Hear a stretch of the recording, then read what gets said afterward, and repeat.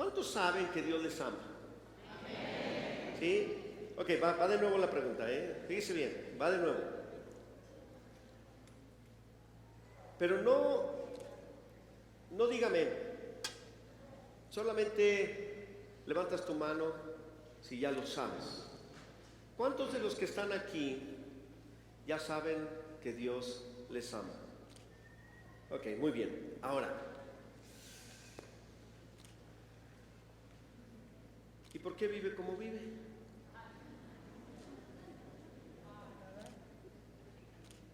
Sí, porque muchos viven como si realmente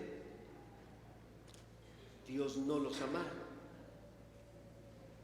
Porque cuando yo leo en la Biblia que Dios me ama, que lo leo, que Dios me ama, entonces yo tengo que creer lo que dice la palabra. La palabra dice que Dios me ama. La Biblia dice que el Padre envió a su único hijo a morir y murió un viernes por la tarde en una cruz. Y toda la experiencia y todo el acontecimiento de la cruz me dicen, me gritan, me demuestran, me afirman que Dios me ama. Y todo mundo lo llega a saber. Yo sé que muchas personas llegan a saber esto. Saben que Dios les ama porque de tal manera amó Dios al mundo, y como nosotros somos mundanos, pues seguramente que allí, ¿verdad? Bueno, mundanos terrenales de este mundo, ¿no? Entonces seguramente que Dios, ¿verdad? Me ama y te ama y me ama, y lo lees en la Biblia, ¿verdad? Pero ¿de verdad lo crees? Y si lo crees, ¿por qué vives así? ¿Por qué las personas tienen tantos problemas, tanto estrés, tantas dificultades? Viven llenos de ansiedad. Saben que Dios les ama y viven llenos de ansiedad. Andan bien tronados, pobres, arrastrando la cobija, cacheteando las banquetas, como te guste decir. Viven peleados todo el tiempo, viven con problemas, viven llenos de adicciones. Pero podemos decir que Dios nos ama, pero en realidad no lo creemos. Porque si lo creyéramos realmente que Dios nos ama, entonces tendríamos una vida diferente. Porque cuando un niño es amado por sus padres, ese niño no solamente será amado por sus padres, sino se le demostrará que los padres lo aman. El niño va a crecer saludablemente porque el amor es una de las primeras necesidades del ser humano. Sentirnos amados. Entonces el niño crece libre, contento. Claro, le pueden hacer bullying de repente, pero llega a la casa y encuentra los brazos de los padres, porque saben que Dios les ama, o que los padres les aman. Los niños y las niñas que crecen amados por sus padres y ese amor es demostrado por los padres, no andan buscando brazos ajenos ni andan buscando otras cosas. Ellos lo único que quieren es ir y venir otra vez a los brazos de sus padres, porque ellos los aman y ellos no tienen tantas dificultades. Pero ya nomás crecemos nosotros, aprendemos que Dios nos ama y luego después vivimos bien quebrados. Por eso, la segunda decisión es una decisión sanadora. Creo que Dios existe y que en verdad le importo, que en verdad me ama, en verdad le importo. El viernes de la Semana Santa, que todo el mundo sabe que Jesús murió un viernes por la tarde, allá en el monte del Calvario. Cuando yo estaba pensando en el mensaje y leyendo algunas cosas sobre ese viernes, me remontó a otra historia en la Biblia, en donde un padre se le ordenó matar a su hijo. Ese padre era Abraham, en donde Dios le dice a Abraham, ¿me amas? ¿y crees en mí? Y entonces yo creo que Abraham le respondió a Dios que sí. Lleva al monte que yo te señalaré a tu hijo, tu único hijo, a quien tú amas, y sacrifícalo en el monte donde yo te voy a decir. Y entonces subió con Isaac Abraham y llegó hasta la parte más alta de ese monte. Toma a su único hijo que llevaba cargando la leña, imagínate nada más, llevaba la leña porque lo iba a ofrecer también. Y entonces lo pone sobre la leña y sobre unas piedras, lo amarra y saca la daga para degollarlo, porque había los sacrificios, primero lo que hacían era degollar al sacrificio, al animal que iban a sacrificar, y luego lo quemaban y subía como una ofrenda agradable a los ojos de Dios. Ese día, cuando Abraham iba a degollar a su propio hijo Isaac, una voz le detuvo la mano y le dijo: Abraham, detén tu mano, ya sé que me amas y que crees en mí y que estás dispuesto incluso a ofrecerme tu único hijo a mí. No mates al niño, al muchacho. Cuando yo estaba leyendo ambas historias, yo me quedé pensando, ¿y quién le detuvo la mano a Dios al momento de sacrificar a su único hijo?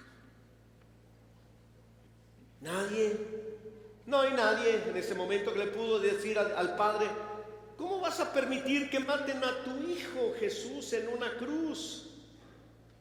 Si alguien se lo hubiera podido decir, vamos a suponer que algún consejo de ángeles allá en el cielo, Padre, no permitas que maten a tu hijo Jesús. ¿Quién le detenía? No había nadie.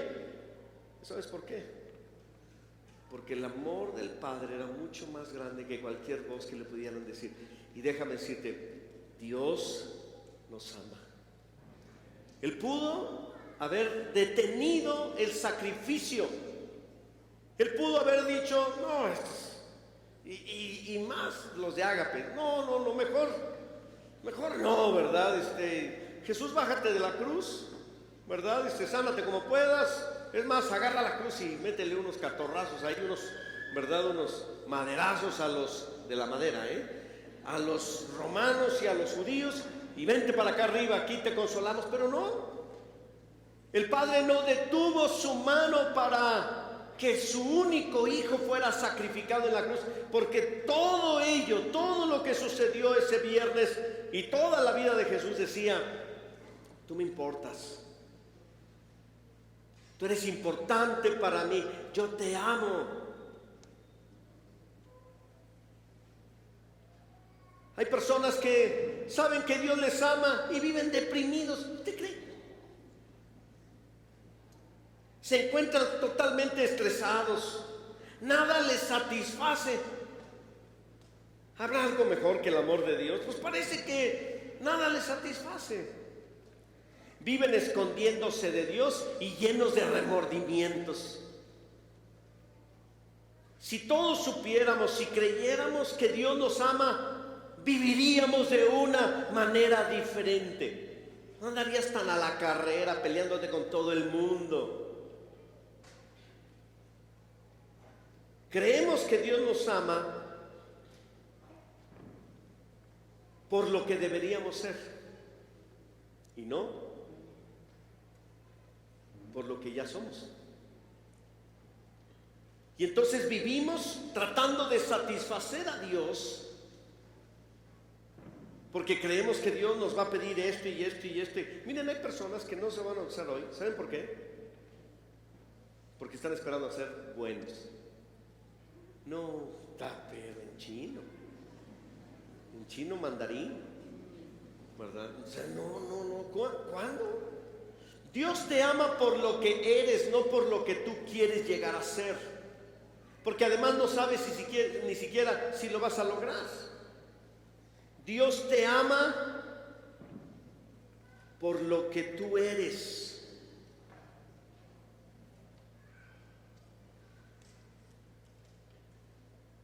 Cuando miramos todas estas cosas, entonces yo quiero llevarlos a la esperanza. Porque si tú crees que Dios te ama, tú tienes una esperanza. La esperanza de una nueva vida, de un cambio, una nueva forma de ver la vida, de pensar. Y si quieres ser libre del estrés, del remordimiento, de la depresión, necesitas abrazar el concepto, la idea y la demostración del amor del Padre en Cristo Jesús. Necesitas creerlo con todo tu corazón. De la desesperación a la esperanza. Vamos a ver un ejemplo de un hombre que pasó de la desesperación a la esperanza.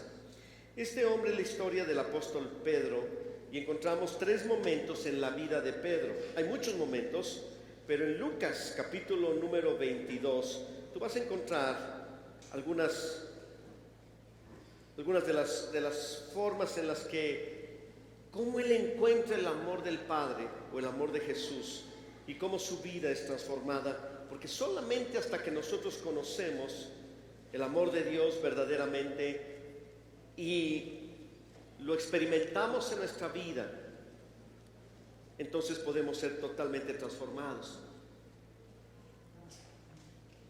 El amor del Padre es más que un concepto que está en la Biblia. El amor del Padre es más que una aceptación de decir, sé que Dios me ama.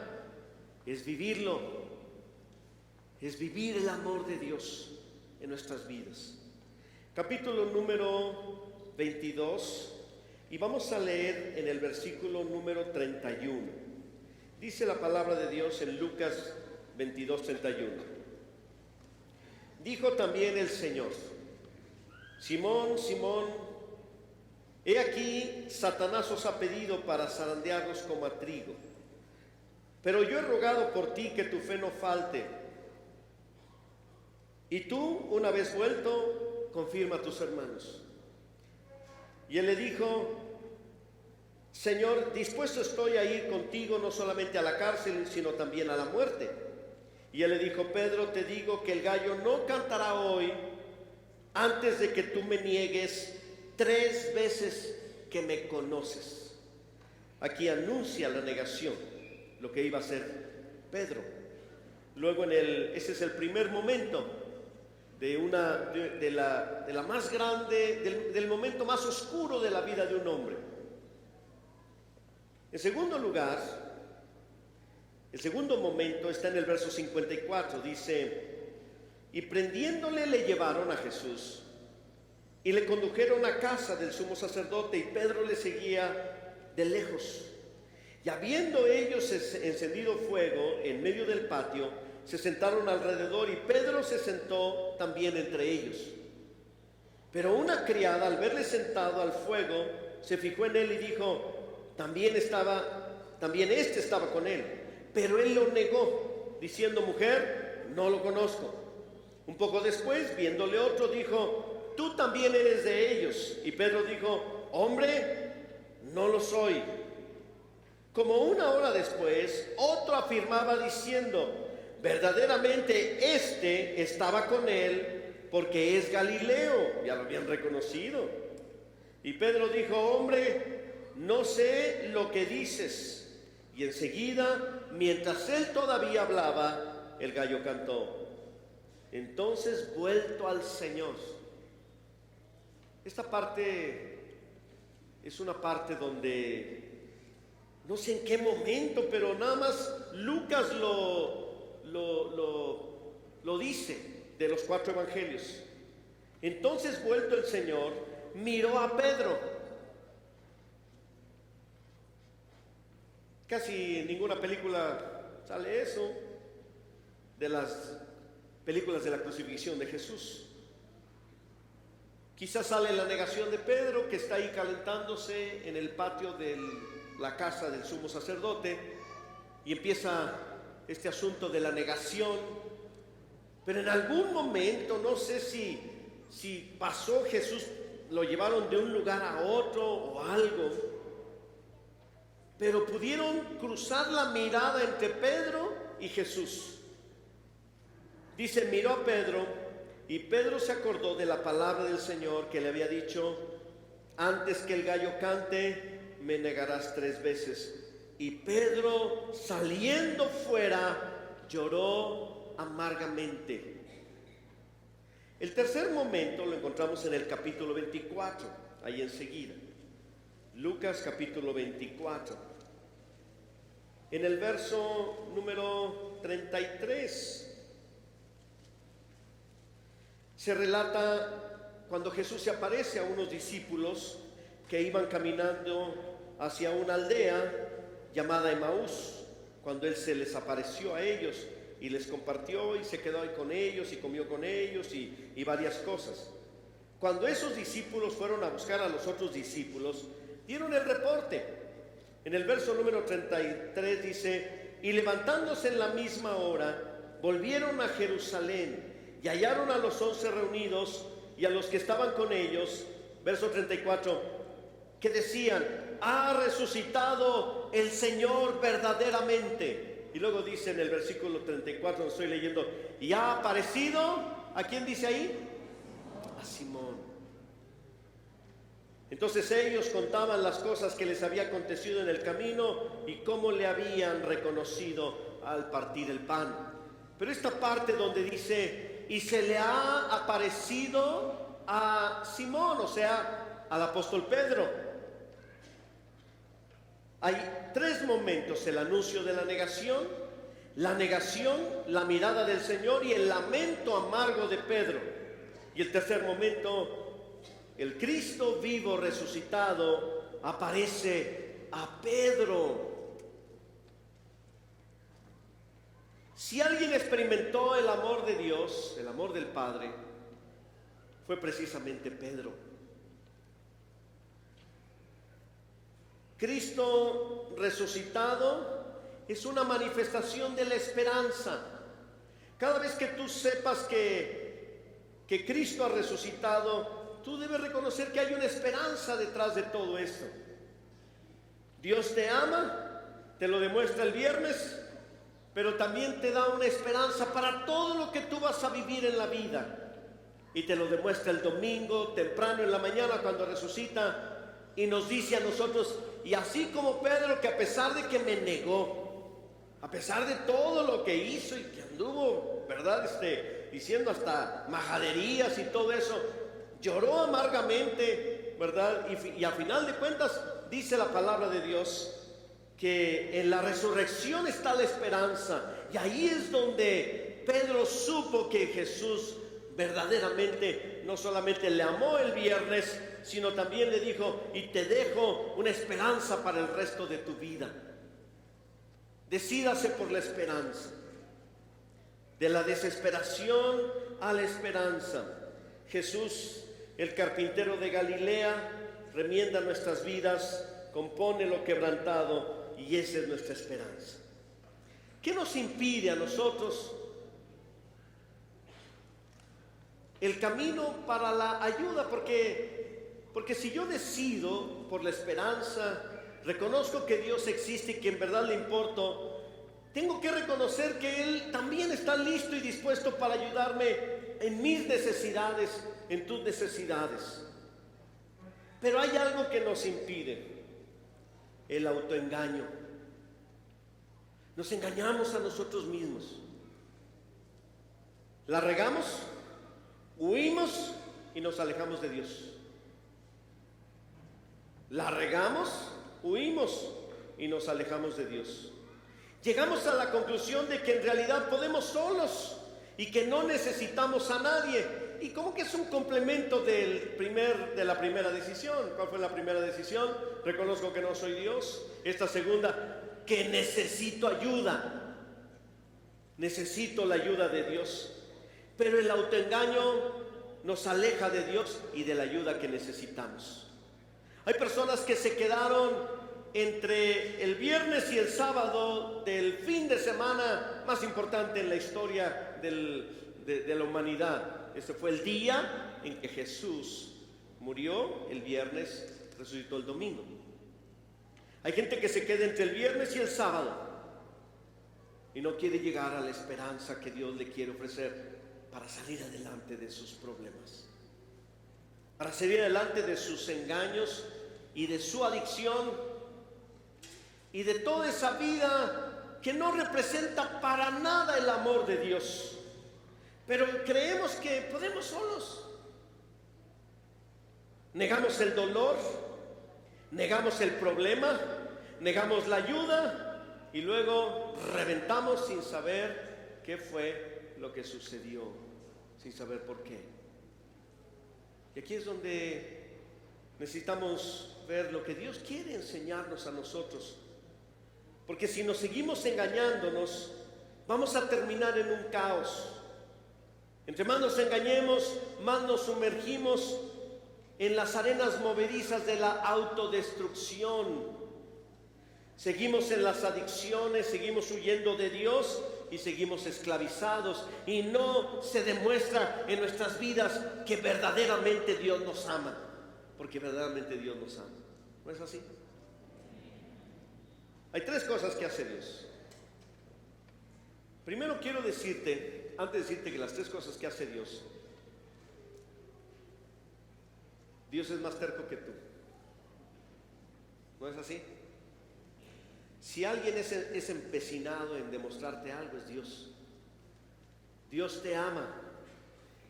Si tú lo tienes como un concepto, no será suficiente. Debes bajarlo a tu corazón y a tu vida misma y experimentar el amor de Dios. El amor de Dios. ¿Por qué oramos? Pues porque Dios nos ama. ¿Por qué predicamos el Evangelio? Porque Dios nos ama. ¿Por qué la gente dedica sus vidas? Porque Dios les ama. ¿Por qué yo vi desde el viernes un número de gente de Ágape trabajando fuertemente para servir a los jóvenes? Entonces yo decía, ¿por qué lo hacen? Ellos están convencidos de que Dios los ama, los jóvenes, ¿verdad? Pero también deben estar convencidos que Dios les ama. Porque si tú estás convencido que Dios te ama, tú puedes servir con mayor libertad. Tienes que entender que Dios es más obstinado que tú. Que Él pudo haber detenido su mano el viernes, pero decidió demostrar su amor, que es obstinado, que es fuerte y es arrollador.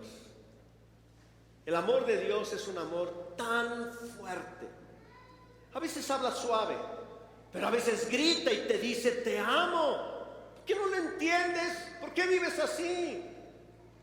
Entonces ahí es donde nosotros necesitamos ver cómo Dios empieza a demostrarnos ese amor. Lo primero que hace es que te hace que tú experimentes una crisis. A la gente no le gusta pasar crisis. Es más, hay gente que va a buscar a Cristo para que lo saque de su crisis. Es más, hay personas que dicen que un cristiano no debe pasar por alguna crisis. Déjame decirte, no todas las crisis tienen que ver con el dinero. Y como escuchábamos ahorita en la cápsula sobre lo que Dios quiere cuando nos hablaba Josué del diezmo, Dios quiere realmente nuestra prosperidad, claro que sí. Pero cuando nosotros no experimentamos el amor del Padre y no vamos por la ayuda del Padre, entonces Él te va a llevar a una crisis.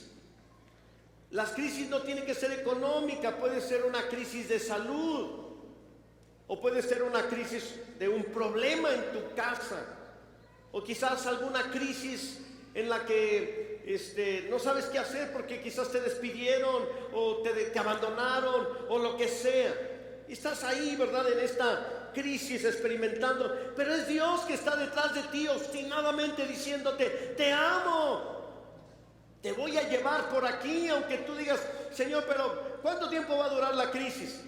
Hay personas que les puede durar 1 año, 2 años. No, hay gente que dice, pues con que me dure 2 o 3 minutos, sí se la aguanto a Dios.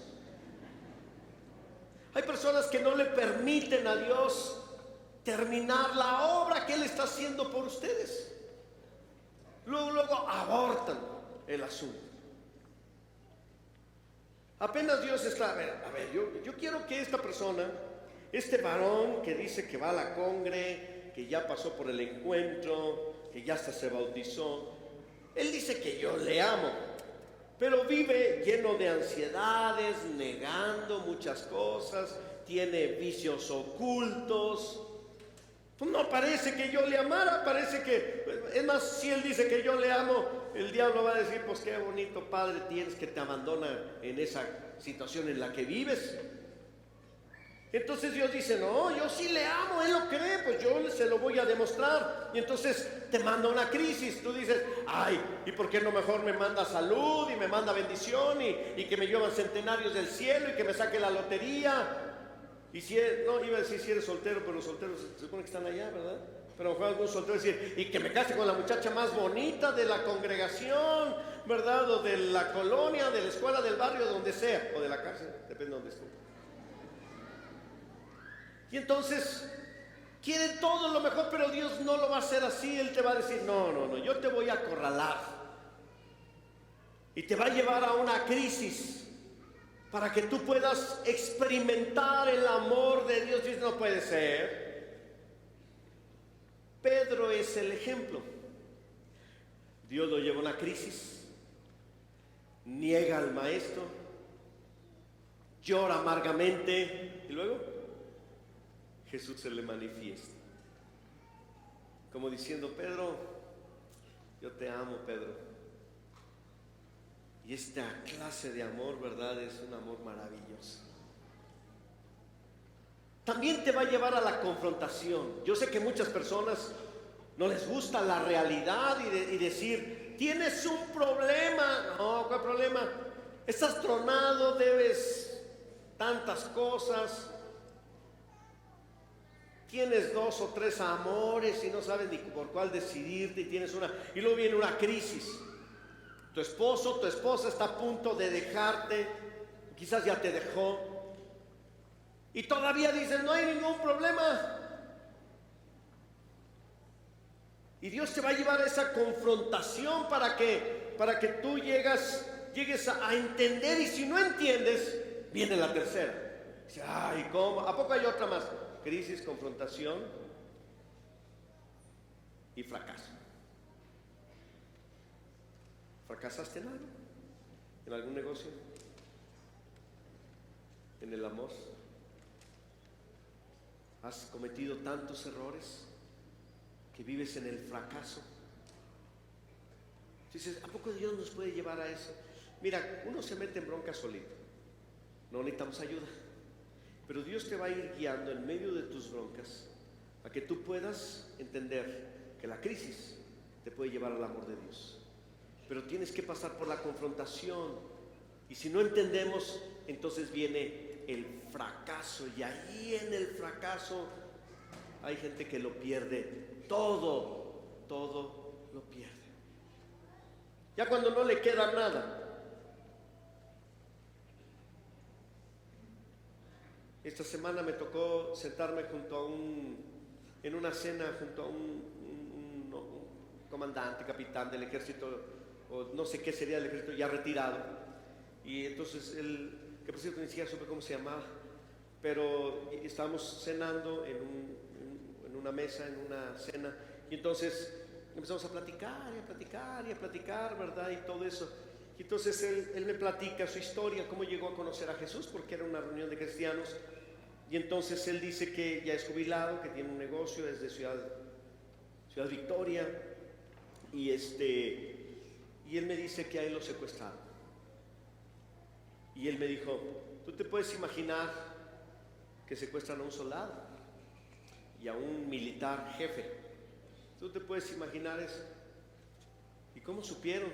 No supieron, fue pura casualidad, ¿verdad? Iba yo en mi carro de civil, me arrinconaron, me levantaron, me llevaron, me encerraron, me amordazaron, me cubrieron, ¿verdad? Y ahí supe que estaba en un cuarto de 4x4, ¿verdad? O quizás un poquito más grande, con unas 30 o 40 personas.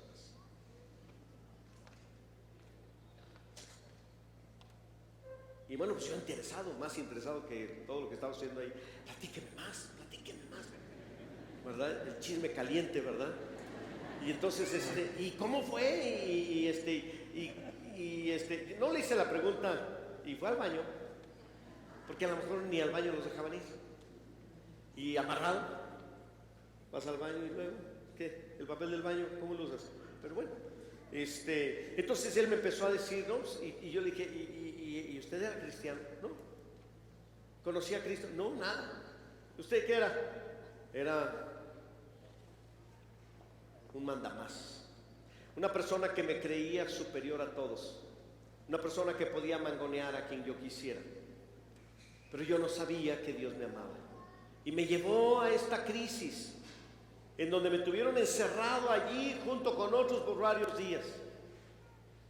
Y entonces dice, yo clamé a Dios, le pedí a Dios que me sacara y me salvara, ¿verdad? Y él dijo, ¿y si me sacas de aquí? Ni sabía lo que estaba diciendo. Si yo te prometo que te voy a servir. Y de repente, muertos aquí, muertos allá, muertos por todos lados, balazos, tiros, esto y lo otro, muertos por todos lados. Y él, ¿verdad? Llegaron unas personas, lo liberaron y lo soltaron.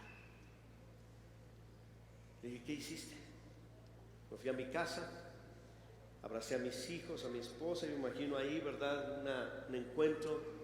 Y entonces yo le dije, Dios, te prometí que si tú me salvabas yo te iba a servir. Y él le sirve a Dios. Pero tuvo que pasar la crisis, la confrontación e incluso el fracaso. Dios lo llevó a tocar el fondo para pedir ayuda, porque antes era, yo mando, yo hago lo que quiera. Me dejó entrever que le jugaba a ambos bandos, ¿verdad? Con los malos y con los no tan malos, con los otros, ¿verdad? Con los buenos y los malos, ¿verdad?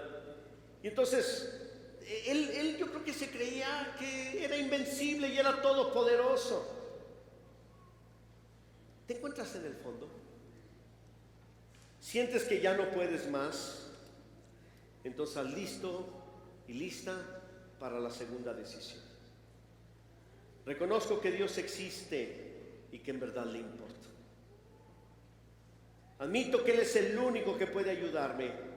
Decido o me decido por la esperanza. ¿Necesitas ayuda?